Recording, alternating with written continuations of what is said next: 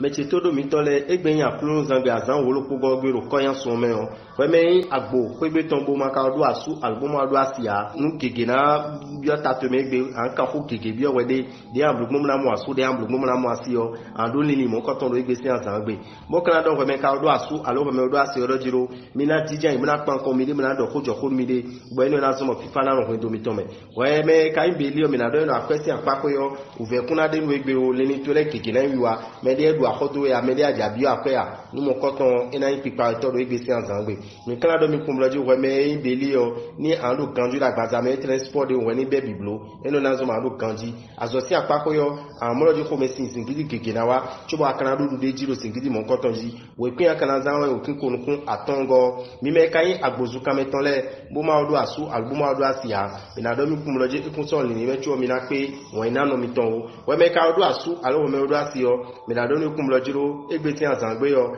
ana no poka ti to alo no poka su to eno na zo mo fifa na yin mi ton mi kana do ni kumloji ro akwesi apapo yo ya na blu dede nu e vakile yo e ma be akwede me o nu e hu game yo e ma do janda mi na ki ko to mo kana do we me to ro kumloji ro la me na no kan isi apapo yo mi mo loji an do ganju ro agbaza me azoto isi apapo yo ani to kumloji ro janda me yo emoloju nu gige na tima babuna ya blu nu gige na tima babuna ya jen kona bo kana do nu kumloju we me do to me ide alo we me ko da sande do enu de yo eroji we level do suru pede do azan mo koton jiro azo to esi apape we pia kana zan we pitene go mi me we do bule mi na do mi do planet yo Venus so planet mo koton enana accomplishment mo na awajiji asupa ti ko lebo kondo kona tinu mi we me maka do asu alo we me ma do asia mi na do nu kumloju me gege sin na je to ejigbe mo jan we so ntu na je me ge ton jiro egbe si azan gbe ore bo kana do ndo akwesi apape yo ani blu tete bo tun jiro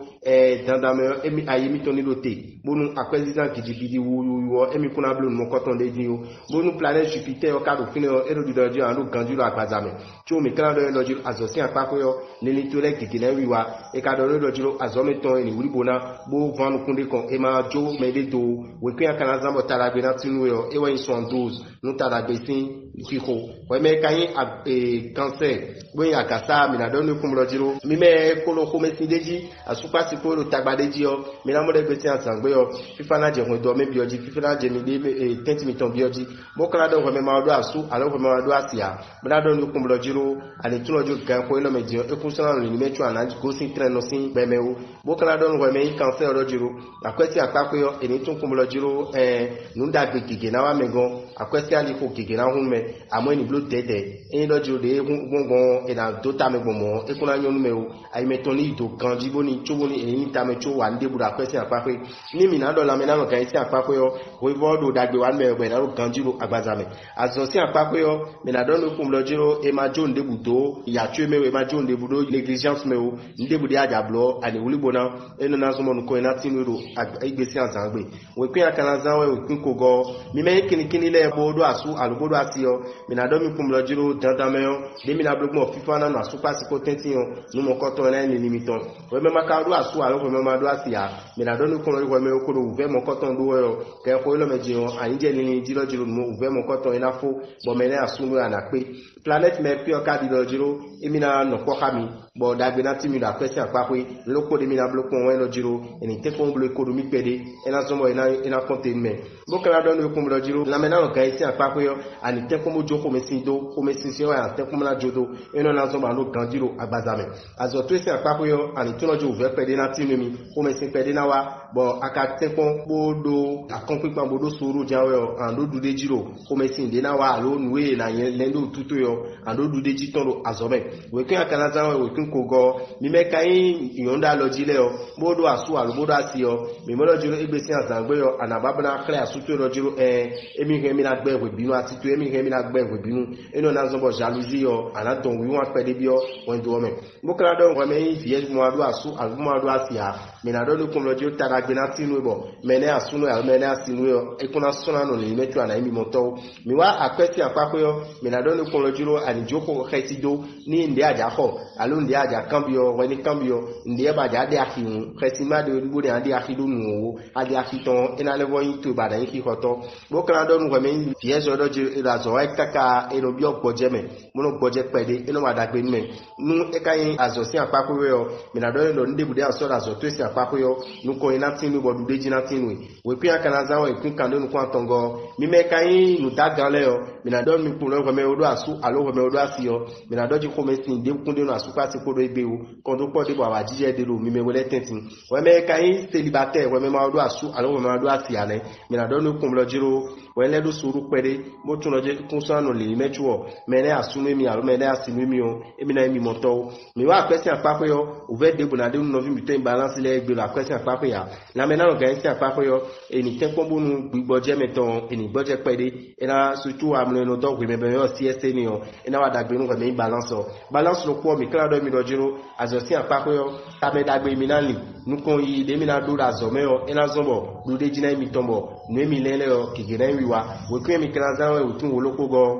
mais ya rempli clé yo mo scorpion mi na do mi lo planète yo Jupiter yo ero dagbe wa no asupa se ko le bo kondo kona de nu ki kona di bo nu ko ina tin mi we me maka do asu alo me ma do asi abo scorpion mi na do lo planète Mercure yo ina wa dagbe nu bo nu ko ina tin we bo me ne asunu ya me ne asinu yo ana mi moto mi wa akwesi apako yo mi na do no mi ten scorpion le kum lo jiro lo po de mi na do tameni ni ton yin akwesi zan eni de po pele ina zo mo nu ko ina tin me nu mi ka wa na me na no kan isi apako yo mi na do no kum lo jiro we ni wuli bonu we de bo tun lo jiro emi wuli bonu agbaza mi ton ja yo emi na do ganji we bi we nu lo po mi ton le mi ka do mi kum lo jiro mi na tun o ve de me mi de o wezu eji mi de nu e blo mi de le bi kilo aso si apako yo e na tun mi na so mi lo ten da ko de me we kwen mi na zan we o kwen gbanu ko atongo mi me kayin gada to le yo mi na do mi lojo mi me odo asu alu mi me odo asi yo nu gige na timbo mi de ko asu mi ton ko mi na do lini lo ko de jibo awajije na no kwendo mi to me we me maka odo asu alu me ma odo asi ya an do taragbe to eni na zon bo me na asu no ya me na asinu yo ana mi moto mi wa akwesi apako yo no ko de mi na do ko mi sagite o kun do jiro akoyo ejazan we ni ta me pon e ma zan akodo nu e ma oblu program to a mo na be akodo me cha eni blo de na bo kan do no do jiro na me na no kan isi apako yo mi mo loji an do kan jiro agbaza me ni mi wa azosi apako yo tameli ni tue nu yo to de an de ton na zombo kan to le e na pagbe nu e mo na le bo so do ajo bo kan do no kun loji we ku anazan bo tala gbe na tunu we tun gbanu kun aizengo mi me kan ye we zo gbanu le bo mi yo Capricorn le bu ma do asu alu ma do asia mi na do mi kun lojiro mi ma do kun de budo wan isi apako do igbe si azangbe o we me ka do asu alu me ko do asio mi na do mi kun lojiro loko de antun won lojiro we so keme o na so mo fifa na no ko do to me do akuna ba na so we so keme o eno kana so mo si video na supo mi kala do we me Capricorn lo ko lojiro ni mi wa akwesi apako yo ani tu kun loji mi do na blo dede bo kun na be akwedo nu e ma tin ame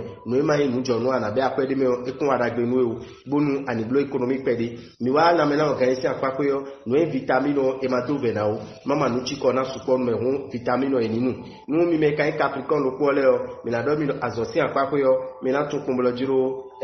nu gige na tin be na soro tenu mi o gige na tin be na do nu mi nu gige na tin be na sokole mi bo nu mo ko to le o emi ka blo je nu ko ina tin mi la zo emi to sin apako we ko ya kanaza wa 56 mi me inverso le bo mi lodo sin kontole bodo asu alubodo asio mi na do mi kum lojiro asu pati ko tenti o kondo ko de bo wa jije de FIFA tin mi we me maka do asu aro ko me ma do asia mi na do no kum lojiro ani tuno taragbe yo ana do taragbe ganji bo me na asu no ya me na asinu yo ekusuna no ni mechu anamo mo kana do no lojiro akwesi apako yo planet yo Neptune ena waragbe nuwe mona no ko khaibo akwe zinkanto yo ina le mo jejiwe mo kana do no ko mi to inverso le do jiro la mena organiser apako yo mina do ganji la gbazame mo kana do azosi apako ton mina do kum do jo mini tu kum do jiro o ve pede na tinu mi me mi ma décourager o ina zo go ko ina tinu mi do so gudo we kwe mi kana zanwe o kin ko aton kun wego ko aton kun wego e mi na zan boda gbe na tinu we me verso mi me kan poisson le o mi na do mi kun lojo planète gigi na timu na wada gbe mi ro won isi apa pe gba supa si ko le o mi na mo lo jiro